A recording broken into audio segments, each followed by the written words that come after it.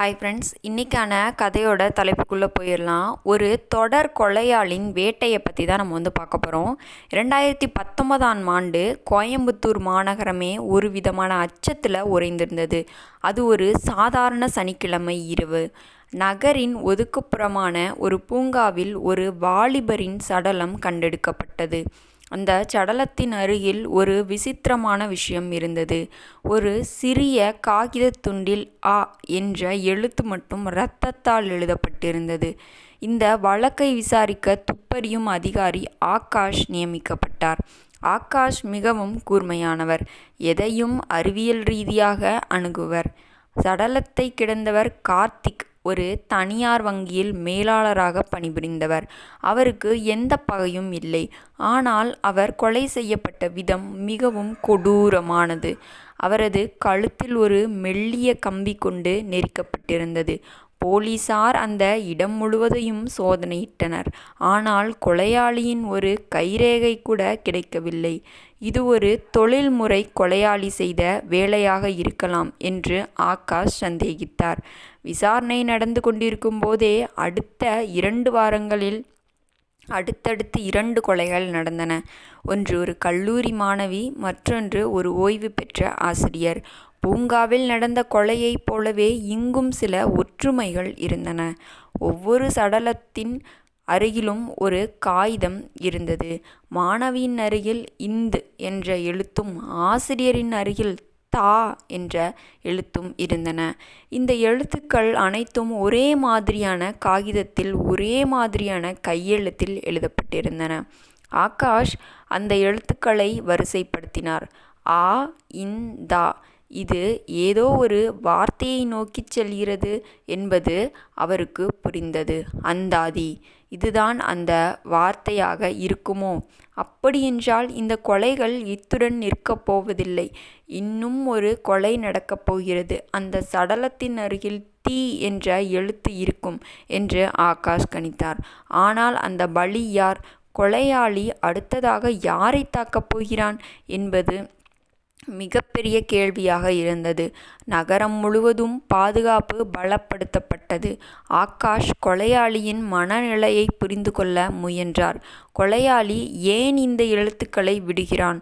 அவனுக்கும் இந்த எழுத்துக்களுக்கும் என்ன சம்பந்தம்? கார்த்திக், அந்த மாணவி, அந்த ஆசிரியர், இவர்களுக்குள் ஏதேனும் பொதுவான தொடர்பு இருக்கிறதா என்று தேடினார். இவர்கள் மூவரும் வெவ்வேறு இடங்களைச் சேர்ந்தவர்கள், வெவ்வேறு வயதினர். இவர்களுக்குள் ஒரு ஒற்றுமையை கண்டுபிடிப்பது வைக்கோல் போரில் ஊசியை தேடுவது போல இருந்தது. பல நாட்களாக பழைய கோப்புகளை தேடிய போது ஒரு திடுக்கிடும் உண்மை கிடைத்தது. 10 ஆண்டுகளுக்கு முன்பு கோவையில் ஒரு மிகப்பெரிய விபத்து நடந்திருந்தது. ஒரு பள்ளி வாகனம் ஆற்றில் கவிழ்ந்து 4 குழந்தைகள் இறந்திருந்தனர். அந்த விபத்து நடந்த அன்று அந்த வழியாகச் சென்றவர்கள்தான் இந்த கார்த்திக்கும் அந்த மாணவியும் அந்த ஆசிரியரும். அவர்கள் மூவரும் அந்த விபத்திற்கு சாட்சியாக நீதிமன்றத்தில் வாக்குமூலம் அளித்தனர். ஆனால் அவர்கள் தவறான சாட்சி சொல்லியிருந்தனர். அந்த விபத்திற்கு காரணமான உண்மையான குற்றவாளி ஒரு பெரிய செல்வந்தரின் மகன். அவன் தப்பித்து விட்டான். ஒரு அப்பாவி ஓட்டுநர் தான் அந்த விபத்திற்கு பலிகடாவாக்கப்பட்டு சிறைக்குச் சென்றார். சிறைக்குச் சென்ற அந்த ஓட்டுநரின் பெயர் அந்தோணி. அவர் சிறையிலேயே மனமுடைந்து தற்கொலை செய்து கொண்டார். இப்போது ஆகாஷுக்கும் புரிந்தது. அந்தோணியின் குடும்பம்தான் பழிவாங்கத் துடிக்கிறது. அந்தாதி என்பது ஒரு பெயர் மட்டுமல்ல, அது ஒரு பழிவாங்கும் படலம். ஆகாஷ் அந்தோணியின் குடும்பத்தை பற்றி விசாரிக்கத் தொடங்கினார். அந்தோணி இறந்த பிறகு அவரது குடும்பம் சிதைந்து போனது. அவருக்கு ஒரு மகள் இருந்தாள். அவள் பெயர் அஞ்சலி. அஞ்சலி ஒரு நர்ஸாக வேலை பார்த்து வந்தாள். ஆகாஷ் அஞ்சலியை தேடிச் சென்றபோது அவள் வசித்த வீடு பூட்டியிருந்தது. அவள் கடந்த 1 மாதமாக வேலைக்கு செல்லவில்லை என்பதும் தெரியவந்தது. ஆகாஷ் இப்போது அடுத்த இலக்கை தேடினார். அந்த விபத்தின் போது தவறான தீர்ப்பு வழங்கிய நீதிபதிதான் அடுத்த இலக்காக இருக்க முடியும் என்று அவர் உறுதியாக நம்பினார். நீதிபதியின் வீட்டிற்கு ஆகாஷ் தனது குழுவுடன் விரைந்தார். அங்கே ஒரு ஆம்புலன்ஸ் நின்றிருந்தது. ஆம்புலன்ஸில் இருந்த ஒரு நர்ஸ் இறங்கி நீதிபதியின் அறைக்குள் சென்றார். ஆகாஷ் துப்பாக்கியுடன் உள்ளே பாய்ந்தார்.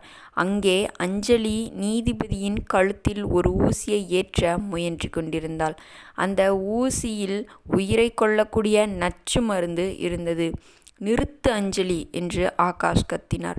அஞ்சலி நிதானமாக திரும்பினாள். அவளது கண்களில் பயம் இல்லை, மாறாக ஒரு திருப்தி இருந்தது. என் அப்பா எந்த தப்பும் செய்யவில்லை. ஆனால் இந்த நீதிபதியும் அந்த சாட்சிகளும் சேர்ந்து என் அப்பாவை கொன்றுவிட்டார்கள். ஒரு ஏழை என்பதால் அவர் பலிகாடாக ஆக்கப்பட்டார். இப்போது அவர்களுக்கு தண்டனை கிடைத்துவிட்டது என்று சிரித்தாள். தண்டனை கொடுக்க சட்டம் இருக்கிறது அஞ்சலி. நீ சட்டத்தை கையில் எடுத்தது தவறு என்றார் ஆகாஷ்.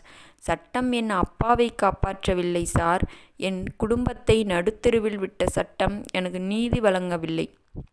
இப்போது இந்த அந்தாதி முடிவுக்கு வரப்போகிறது. தீ என்ற கடைசி எழுத்து இதோ என்று கூறி ஒரு சீட்டை வீசினாள். அதில் தீ என்ற எழுத்து இரத்தத்தில் எழுதப்பட்டிருந்தது. நீண்ட போராட்டத்திற்கு பிறகு அஞ்சலி கைது செய்யப்பட்டாள். நீதிமன்றத்தில் அஞ்சலி தனது குற்றங்களை எந்த சலனமுமின்றி ஒப்புக்கொண்டாள். பழிவாங்கும் உணர்ச்சி ஒரு அமைதியான பெண்ணை எப்படி ஒரு தொடர் கொலையாளியாக மாற்றியிருக்கிறது என்பதற்கான இந்த வழக்கு ஒரு சாட்சியாக அமைந்தது. கோயம்புத்தூர் மாநகரம் மீண்டும் ஒரு அமைதிக்கு திரும்பியது. ஆனால் ஆகாஷின் மனதில் அந்த குழந்தைகளின் முகங்களும் அஞ்சலியின் கண்ணீரும் நீங்காமல் இருந்தன. ஒரு பழைய விபத்து, ஒரு தவறான சாட்சி, ஒரு அநீதியான தீர்ப்பு, இவை அனைத்தும் சேர்ந்து பல உயிர்களை பறித்ததோடு ஒரு பெண்ணின் வாழ்வையும் குற்றவாளியாக மாற்றிவிட்டன. நீதி தாமதிக்கப்படும்போது அது அநீதிக்குச் சமம் என்பதை இந்த அந்தாதி வழக்கு உலகிற்கு மீண்டும் ஒருமுறை உரக்கச் சொன்னது. மேலும் இதே மாதிரி உண்மை சம்பவங்களை நீங்கள் தெரிஞ்சுக்கணும் அப்படின்னா நம்ம சேனலை லைக் பண்ணிக்கோங்க, சப்ஸ்கிரைப் பண்ணிக்கோங்க. அப்போ தான் நாங்கள் போடுற வீடியோ டெய்லியும் உங்களுக்கு நோட்டிஃபிகேஷனில் வரும். நாளைக்கு வேறு ஒரு உண்மை சம்பவத்தோடு உங்களை மீட் பண்ணுறேன். Bye friends.